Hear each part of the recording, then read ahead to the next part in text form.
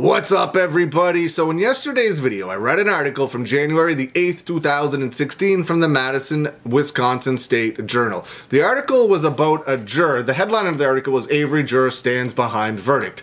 And it was mostly about a juror that was still comfortable, still felt good about the verdict that was reached in Stephen Avery's trial, the guilty verdict. She did later go on in the article to state that she wished not to be contacted again. But there was another juror mentioned in this article, and that's who I want to talk about. Richard Mahler.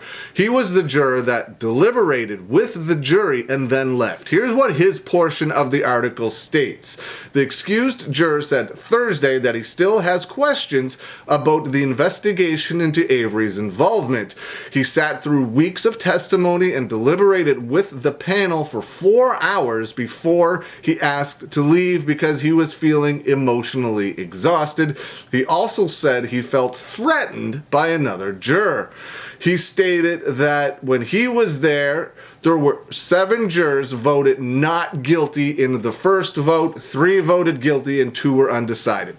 So in the first vote, when he was still there were 7 not guilty votes, there were 3 that voted guilty, and 2 that were undecided. Now, a lot of you out there are going to be saying, oh, why should we believe him? Why shouldn't we believe him? He's he was there. You don't know just as much as I don't know.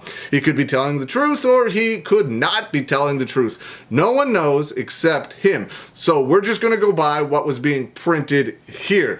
7 people voted not guilty, 3 people voted guilty, and 2 were undecided. Even if you bring the 2 over to the guilty verdict, it's still 7-5 math, still 7-5 in favor of not guilty, which seems like it would have resulted in a hung jury.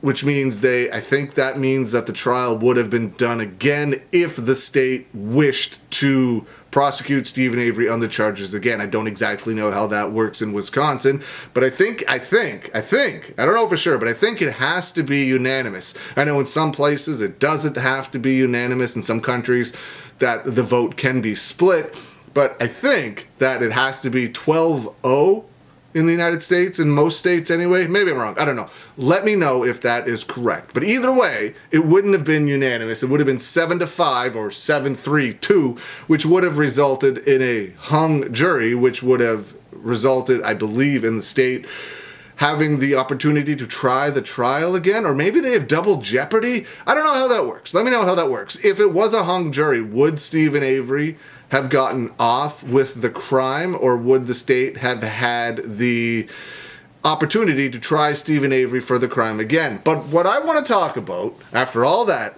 is what do you think happened in the jury room after Richard left?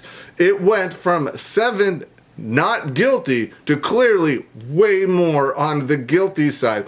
And he said he felt threatened by another juror.